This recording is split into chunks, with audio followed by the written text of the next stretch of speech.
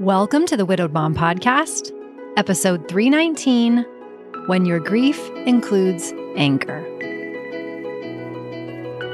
Welcome to the Widowed Mom Podcast, the only podcast that offers a proven process to help you work through your grief, to grow, evolve, and create a future you can truly look forward to. Here's your host, Master Certified Life Coach, Grief Expert, Widow, and Mom, Krista St-Germain. Hey there, welcome to another episode of the podcast. Quick little life update from me, which you'll see will segue nicely into today's topic. In fact, it's kind of the reason for today's topic. So I've been bringing you along in this story of how I have been working to list the house, to get it sold, all the things, going through this breakup since spring. And good news on the house front, which is that we had pictures taken last week. The videos turned out amazing and sent them to the neighborhood. My real estate agent reached out to her contacts, and then that was Sunday. By Monday, we had people who wanted showings, did a couple of showings Monday and Tuesday. By Wednesday, had 2 offers, and I accepted an offer on Wednesday, also Tuesday night.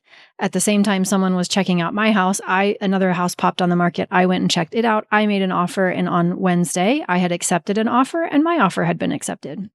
So all good things in terms of quick progress. It is the right decision for me to move.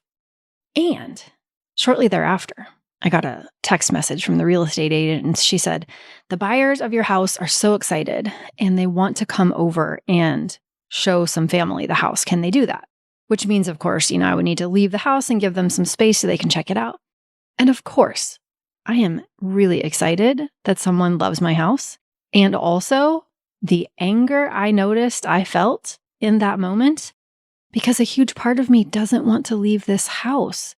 I know it's the right decision for me. It makes the most financial sense. And I am feeling anger over leaving. I am feeling anger that all of this has happened.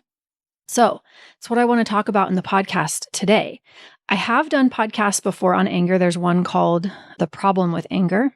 So you can go and check that one out. And it's really more about how women are socialized to relate to anger and why we experience it as a problem instead of just letting ourselves feel it. So you might go check that one out. But this episode, I really want to talk about what I am noticing from the very messy middle that I am in. So this might not be the polished episode. This is not me on the other side of something looking back and teaching you. This is me sharing with you as it is happening. But it's me noticing the difference. So what I want to talk about is where I think anger comes from, when it shows up, why it can be so different for each widow and from grief to grief, and then what we can do to let it flow through without resisting it, reacting to it, avoiding it, etc. So here's what's striking me. When Hugo died, I didn't feel much anger. The man who caused the accident made horrible choices, right? He had meth in his system, alcohol in his system. He got behind the wheel of a car. But I didn't mean that he meant to hurt anyone. It felt like a tragedy to me. It didn't feel like a betrayal. It felt like a tragedy. And people kept asking me if I was angry or assuming that I was angry. And I just didn't feel that much anger. I don't even remember experiencing that much anger in the hospital with the doctors who made mistakes while they were trying to save him. Other people in my family were very angry. I just wasn't. Was it right? Was it wrong? Not saying either. That was just my experience. I didn't experience that much anger. With the ex-boyfriend, though, whole different story. I have noticed wave after wave of white hot anger. And it comes on sometimes with very minimal or no warning, and sometimes at times that catch me off guard or surprise me. And thankfully, I have already done a lot of work on learning how to process emotions. I have a vast tool belt. I have muscle memory in the tools that I use. So I don't have to really think to myself about how to feel whatever it is I'm feeling and let it flow through. I just know how to do it. It's just a muscle that I've developed. Now, do I love it? No. Is it always pretty? No. But I'm good at it. I'm good at taking care of myself. I'm good at letting it run its course. So I tap, I go for a walk, I cry. Whatever I need to do, I do it. I let it move through. And I'm not telling myself that it shouldn't be there, but I'm also not letting it fuel my behavior. That's what I think is the sweet spot. We'll talk more about that. Trust me when I say there have been many angry texts and emails that I have imagined myself sending, some that I have even typed and not sent. That's not who I want to be in this. I want to let the anger flow through without driving my choices. So I allow it, I let it flow through. And then later something else happens and I notice it again, right? It comes in waves. It comes up, I deal with it and let it flow through. It dissipates, it goes away. And then later I notice it again. And so I've just been noticing how different these grief experiences have been. And I have a whole lot more empathy for widows who I have coached who have or are experiencing a lot of anger. And it's just got me thinking about how anger can show up in grief and how it can be so different from one grief to another. And not just for me, but for so many of us. So let's talk about where anger actually comes from and what creates it and why we don't always experience it the same way. And I will say to you, if you tend to judge yourself for feeling angry, if you tend to have fear around anger, you might go back and listen to that other episode that I mentioned, the problem with anger. But anger is a feeling, an emotion, right? And just like every other feeling, it's caused by how we interpret something that happened, by the story that our brain and the story that our body creates to make sense of the experience. And we want to remind ourselves that our nervous systems are wired for survival. And sometimes the brain interprets a loss as tragic, but not dangerous. Other times, it interprets the same event, or even a slightly different one, as threatening. And I think that's when we notice anger. So if it seemed like someone meant to hurt us, or should have known better, or made repeated choices that put us in harm's way, that can feel dangerous. It's like a violation. And our threat systems respond accordingly. So from that lens, as I have thought about it, it makes total sense that anger would show up for me now, even though it didn't show up after Hugo died. For me. Now, you might be different. You could have gone through the same exact situations and experienced more anger with the first one and less with the second. So if you feel angry, even if it surprises you, even if it seems out of proportion to what happened, I just want you to hear that you're not doing anything wrong. I just want you to hear that it is all an individual interpretation. And our interpretations are different because we are different. Our lived experience is different. And that doesn't make one of us right and it doesn't make one of us wrong. It just means that we're humans with different lived experiences. Anger is our nervous system and our body's way of trying to protect us from something that it has perceived as unsafe. And we all have different perceptions of safety, but the same general motivation, right? Which is to keep ourselves safe and alive. And sometimes anger shows up right away after loss. Sometimes it doesn't come until much later. And sometimes it never comes. And it might look like anger at people who say things that seem threatening or invalidating or insensitive. It might look like anger at the partner who didn't take better care of themselves or who wouldn't go see the doctor. It might look like anger at the friend that you thought would understand when you wanted to date again, but then doesn't have your back about it. I just coached someone on that recently. Or maybe it's like years after your person died, and now one of your children is struggling with something. Maybe they're struggling with their mental health. And you just feel this rage at the other parent for leaving you to deal with this on your own.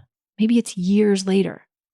And it's not always obvious. Sometimes it's very subtle. Sometimes it comes out as irritability, impatience, snapping at the kids, resenting people who have something that you lost. Maybe it comes out as angry at yourself for what you did, or maybe for what you didn't do, maybe for the way that you're living since it all happened. So I think it's important that we normalize all these things, that it's different for everyone, that sometimes it's very present in grief early, sometimes it's very present later, sometimes it's never present. None of it is right, none of it is wrong. There's no one size fits all. Your experience can vary wildly, as mine is, from one loss to another. Okay, let's talk about allowing it to flow through. First, we want to remember, we are not our emotions. We are not our feelings. We are humans who experience emotions. Emotions move through us if we let them. And When I talk about allowing, what I don't mean is acting from.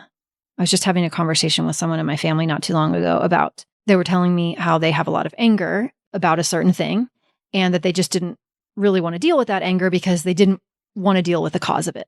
Because I could tell that they were associating allowing themselves to feel the anger with needing to do something about it. And that's not what it is.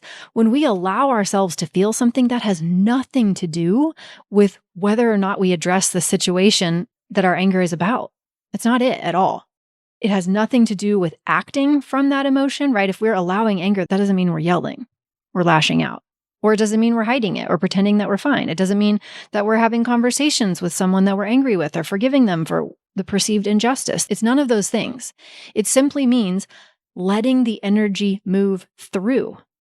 Breathing, tapping, crying, letting the energy shift in your body without judging it or without judging yourself for experiencing it. There's so many ways to do it. Walking, shaking, scribbling, rage rooms.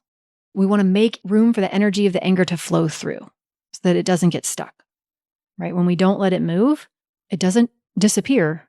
We're just kind of shoving it down and it festers and it simmers.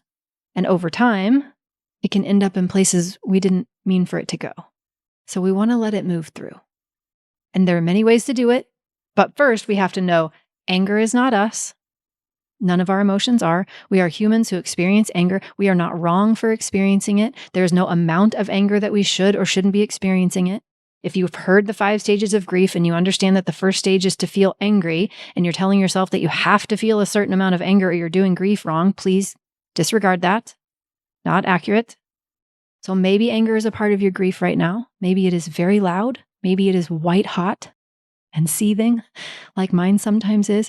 Maybe it feels more like a slow little quiet simmer underneath the surface. Or maybe it's non-existent and it comes later. Or maybe it never comes. Regardless, I hope you feel a little less alone with it. I hope you know that you're not alone. This is not something I am on the other side of and looking back at. It's something I am actively living right now. Waves, I am surfing them. And if that's where you are too, I hope this helped you feel less alone. You're not ever wrong for the way that you feel, and you're definitely not alone. All right? If what you're hearing on the podcast is helping you, imagine what we can do together in one of my programs.